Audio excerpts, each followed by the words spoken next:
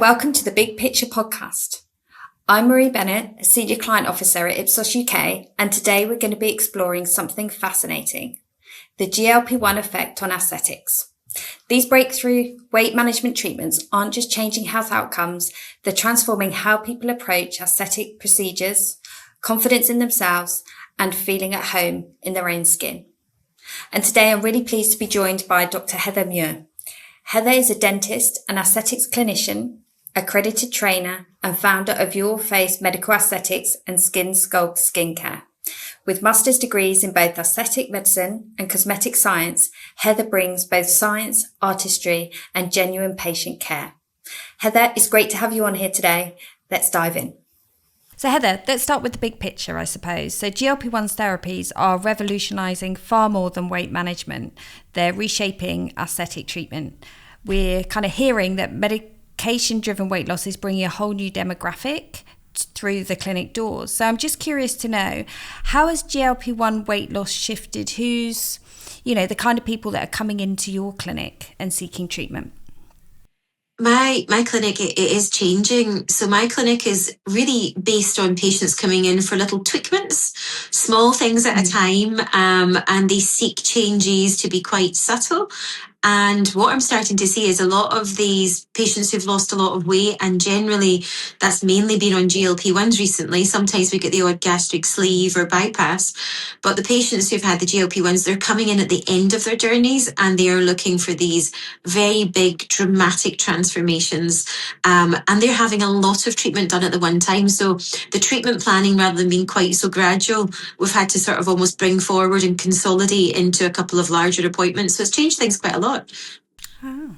So is it the same people coming in but just for a different reason, or have you got a whole new wave of people coming in for aesthetic treatment that possibly didn't consider it before?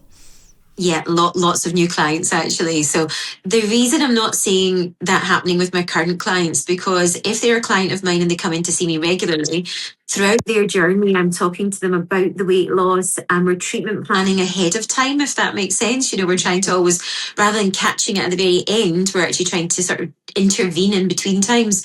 But a lot of the new patients are coming in at the very end of their journey. So they are a completely different demographic, sometimes younger as well. My clinic is made up of women generally 35 plus in age. And, I've had a few patients who've lost a lot of weight and they're coming in their early 30s. Whereas generally when I'm looking to intervene and do quite a lot of treatment, that's at least 40 plus, if not 50 plus, before I'm treating those ladies. So what are you actually seeing in terms of their particular concerns? I hear you saying kind of they're coming in towards the end, or after they've, I presume, lost a significant amount of weight through their GLP-1 medication. But are there any particular problem areas or challenges they're facing? The main concerns that they present with are generally faces. Now, they don't just present with faces. We've got hair concerns and body concerns, but very much the first or the initial presentation that they come in to see me with is about their faces. And it's very much, they use phrases like, my face looks like a burst balloon. My face is deflated, they look saggy. They feel as if they've lost lots of weight, but suddenly they've aged dramatically as well, and in a very, very short period of time. So they're looking for this very much quick fix. They want to feel better. They want to feel better quickly. Are there any particular areas on the face that are problematic in particular? Sometimes around the eyes, but again, it's really driven into that mid to lower face area. I had a lady describe herself like she was like a candle that had melted, where she felt that everything had just fallen down, everything was sinking. And sinking is another word that they use quite commonly, but it tends not to be clients coming in talking about their upper faces. It tends to be clients talking about that sort of eye area and then below. Sometimes they'll say they look gaunt, or they feel as though they look very tired, but a lot of it they're using phrases like sunken, as they say their faces have dropped, that they've fallen. What does that mean in terms of what they're looking for? What are their goals, I guess, with coming to see you? So patients are coming in and they may have lost 5, 6, 7 stones in weight, and they almost want to have their face back to the way it was before. But of course, if they are 7 stones in weight lighter, then that face won't suit their body type anymore. So it's very, very hard for me to manage their expectations, because I don't want to refill that face to the same fullness that it was before. But when I don't refill or I don't plump things up to be the same as before, they sometimes have to accept a little bit of, sagging skin, etc. So expectations can be very, very hard to manage. And that's why it can be really helpful to not wait to the end of the journey. If we can catch people earlier on, we can speak a lot more about skin tightening. Sometimes it's referral for surgery, but lots of other indications and treatments that we can implement sooner would be better. So what kind of treatments do you find you're using then to address these challenges? Are there particular ones that you feel you can be more successful with versus others to achieve those goals? Very much so, because the main concern is volume loss. So it's volume loss in the body, but then that volume loss is the same in the face. So dermal fillers, I've really started to see an increase in the use of dermal fillers within my clinic again. And that was tailing off ever so slightly in favour for biostimulatory and regenerative type treatments, and a lot of machine-based treatments, but particularly with the patients with weight loss, we're starting to see that the use of dermal fillers, because it's allowing them to have that fast result rather than having to wait time with the biostimulators to see those changes. So fillers, I've really seen a big increase. However, it's not just about the volume loss, it's about changes in the texture of skin and the sagging of the skin. So as I say, sometimes if that's very severe, I have to chat to them about a referral for surgery. But it might be that we can offer treatments for resurfacing, for tightening the skin, such as radiofrequency. So there are other treatments that we can offer as well as the dermal fillers. And are there any particular brands, within the dermal filler category that are kind of serving you better in order to help patients? The brand that I use in clinic is Galderma. So the reason I'm using Galderma at the moment, and a disclaimer that I do some training for Galderma, but they offer the fillers, so the dermal fillers, so that I can create that immediate change. But I can also use a product called Sculpt, which is a biostimulator, but it's a biostimulator that can also increase volume within the skin. So not just improve collagen, but also over time actually start to improve the volume within the face as well. You mentioned you're using Galderma with the disclaimer, but I'm just curious to know, is there anything about the other brands or choices within the filler category which makes you think you couldn't achieve the same goal with those that you could with the Galderma products? No, I think when it comes to fillers, it's very much practitioner choice. If you are, I teach delegates how to use fillers, and really when you're used to a brand and you know where you would put a particular product within a particular skin layer, then you tend to stick to that brand because you know how you can use it and how you can really get the best out of it. But there are lots of really, really good brands out there. So no, there are other brands that will work very, very well too. Yeah. So then there's an element of just knowing how the product works, and therefore how you might need to adjust using it given the expectations or the goals that people have when they're coming to you after having lost weight from GLP-1 treatment. So it's how to, I guess, adapt or evolve your use of the product to fulfill that need. You mentioned before that they're coming in kind of towards the end or when they've lost a significant amount of weight, and with your clients or patients that you're seeing regularly, things would be picked up earlier. When's the right time in your mind to tackle or look to address the concerns that people have? In my opinion, the sooner the better. So if we could approach these patients with a very multidisciplinary approach from the very beginning, then that would be ideal, where the prescriber of the GLP-1, whether that be in a hospital setting, a GP or a specialist, it would be lovely if we could be involved as aesthetic practitioners at the very beginning. We can chat to the patients about their expectations, about the change in the texture of their skin. Obviously, it'd be amazing if we started to involve, whether that be, it could be personal trainers, because those clients often lose muscle as well as fat, and nutritionists would be even better as well, because for some, but not for all people on GLP-1s, but for many people, they lose their appetite so much that their diet changes quite significantly, and they may have nutrient deficiencies as well. So those nutrient deficiencies can affect the skin, whether that be in protein. Vitamin C would be two obvious things that they might start to become deficient in. And that also affects the hair as well. I mentioned that hair can be another problem that patients come in with. So it would be really nice if we could get there at the very, very beginning and start to get involved by explaining to people what might happen to their skin and their body too, because although very much people present with their faces because that's what we put out to the world. But actually, especially coming up to summer, so I think I'll see quite a lot of changes now that we're approaching springtime. But people then start to think about their body as well because they might expose more of it. And then they will start to come in with problems with sagging skin at the top of their arms. It could be their abdomen, their knees, or just general laxity in general.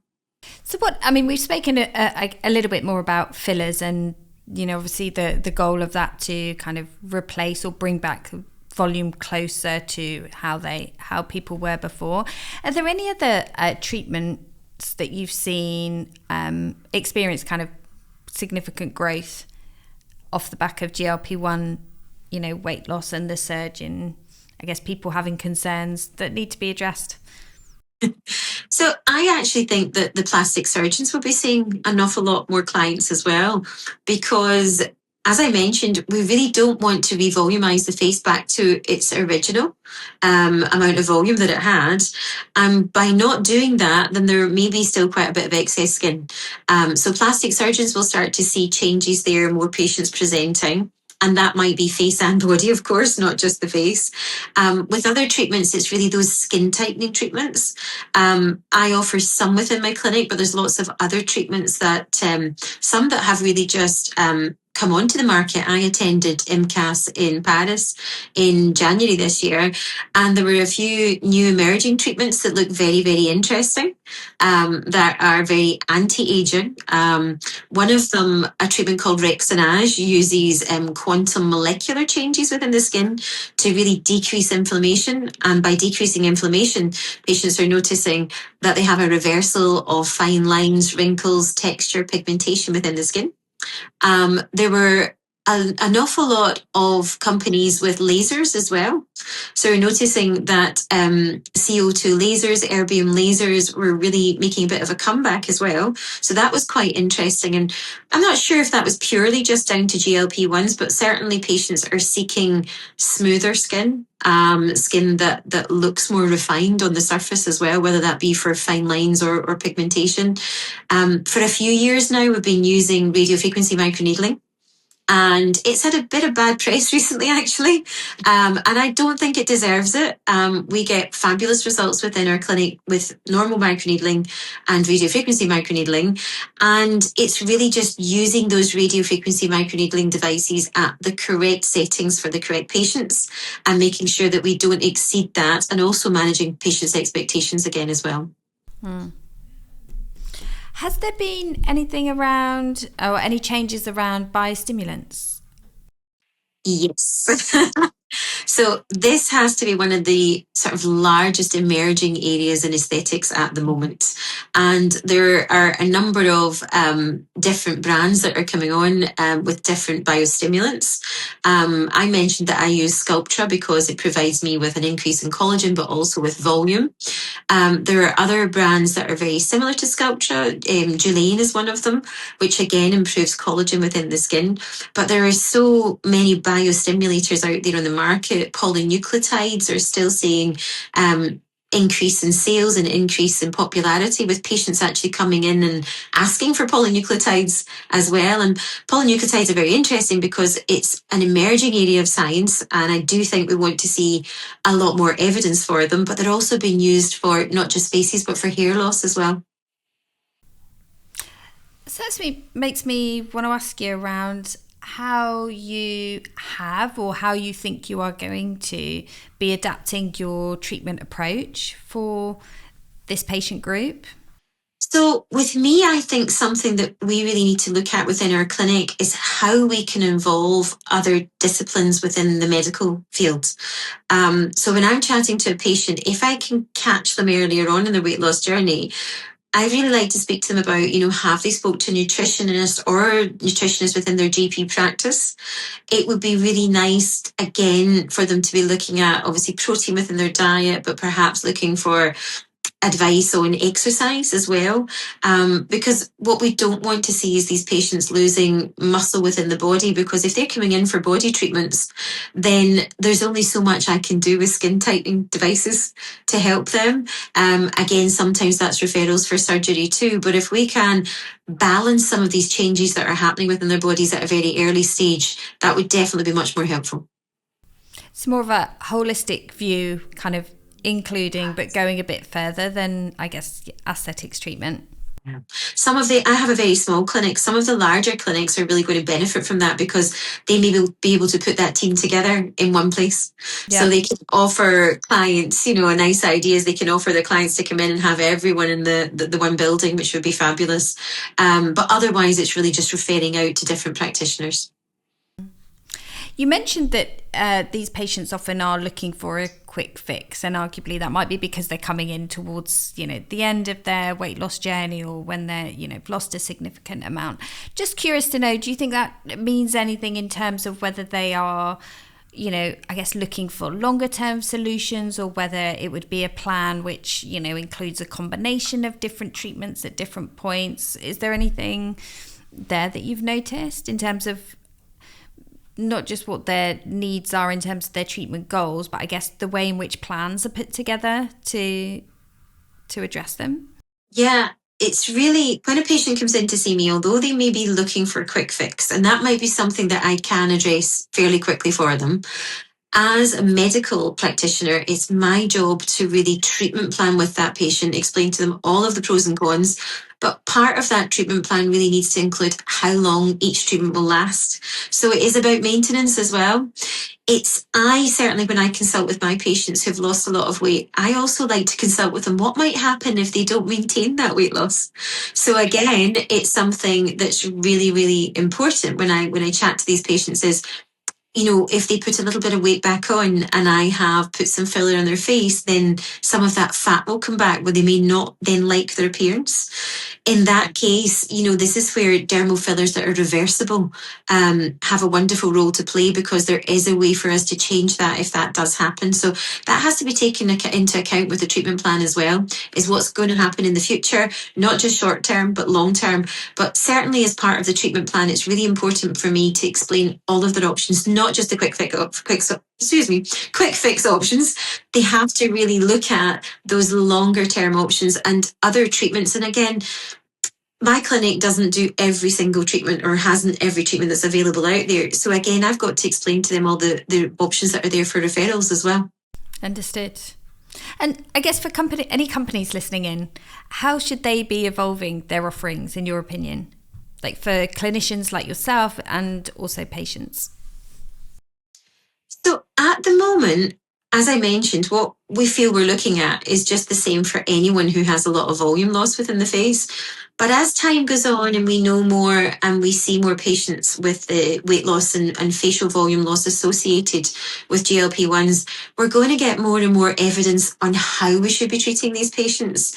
The long-term effects have been on these drugs as well. So at the moment, they've not been used long-term on the market for weight loss.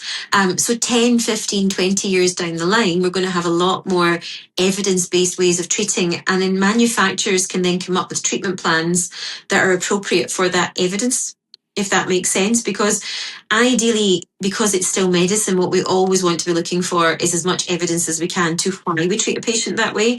So the manufacturers can really look, obviously, we tend to look for it anyway with age. Manufacturers are always looking at how we can reverse the aging process. And that volume loss and change in the laxity of the skin, it's really accelerated almost aging in these patients, or that's how they feel as if they're aging really, really quickly. So manufacturers are doing this currently, but if we get a little bit more evidence, they can maybe really specify it particularly for weight loss. Yeah. So I guess thinking about the the here and now or the shorter term, what would the, if anything, like what would the ideal kind of education or training for clinics like yourself or clinicians like yourself be to help you better manage patients with GLP-1 driven weight loss? I would love to see a training course that has a multidisciplinary approach. It would be fabulous to see that, where I'm not a qualified nutritionist. So a training course, for example, that would have someone who practices aesthetic medicine, as I mentioned, maybe perhaps a personal trainer, a dietitian or a nutritionist would be absolutely fantastic, potentially a surgeon as well. So I think if we could get a training course that brings all those disciplines together to give us the real information that we need, and then we can present that information to our patients as they come in. Is that something that's happening at all in any of the larger clinics, or is this something completely new? So I think this is new. I'm not seeing any training courses out there at the moment. What I really did notice, I mentioned IMCAS this year, and some of the treatments, for example, hair loss treatments, biostimulators for hair loss, lasers that you can wear, whether it be a take-home cap for hair loss or in-treatment lasers.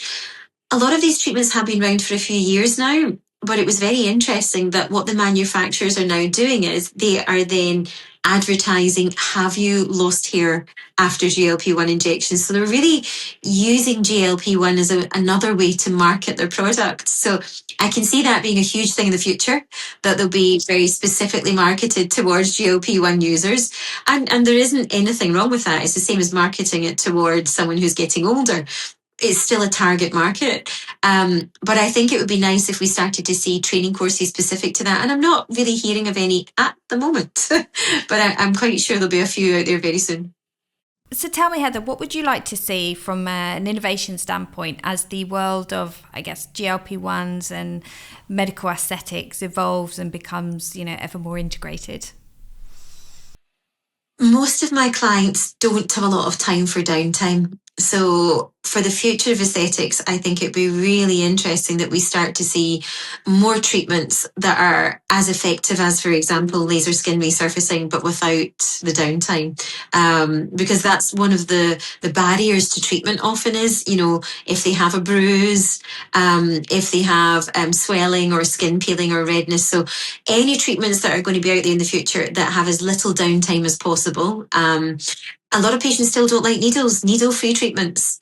There is a new device out there that we can use for not injecting fillers, but certainly injecting the sort of biostimulators. And that's needle-free. So that's something that's just come onto the market. So that's another great device. I mentioned Rexonage, another interesting treatment that doesn't really have any downtime associated, but it's also helping to reverse that aging process. So I think really looking at treatments that are going to reverse skin damage, help sagging skin. When it comes to volume, of course, patients still worry about dermal fillers. Again, we've seen that sort of backlash on dermal fillers with pillow face. So it'd be interesting if more manufacturers start to bring out volumizing treatments that aren't dermal fillers. I mentioned that I'm using Sculpt. There's also a treatment called Profilo-Structura, and a number of other treatments out there that are really starting to look at increasing volume without using dermal fillers. So more of that would be excellent as well. And if you had one ask to a company, manufacturer, to support you, what would it be?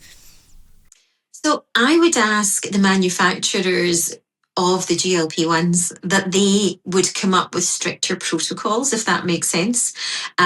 So perhaps those protocols would be, if you are going to be on this drug, then you should be seeing a nutritionist, you should have, a trainer, you should look at your diet rather than, and that's not necessarily the manufacturer's fault, but if they had very strict protocols that the practitioners who were using that were putting out there, then that would really enable us to treatment plan at the very beginning rather than sometimes, or most of the time in my case, the patients are coming in at the end of the journey. I'm just curious, Heather, because you mentioned people don't like injections, but obviously the way in which GLP-1s at the moment are administered is through an injection. Is there a difference when people are thinking about their GLP-1 medication versus then aesthetic treatments?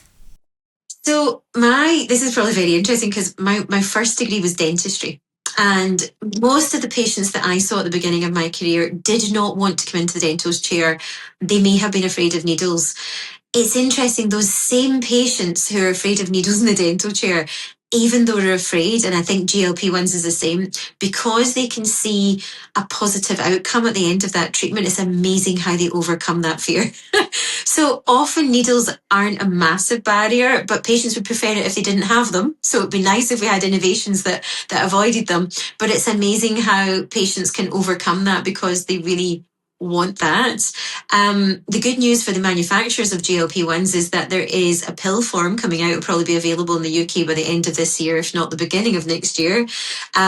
So obviously that takes away the necessity to use an injection for the GLP-1s.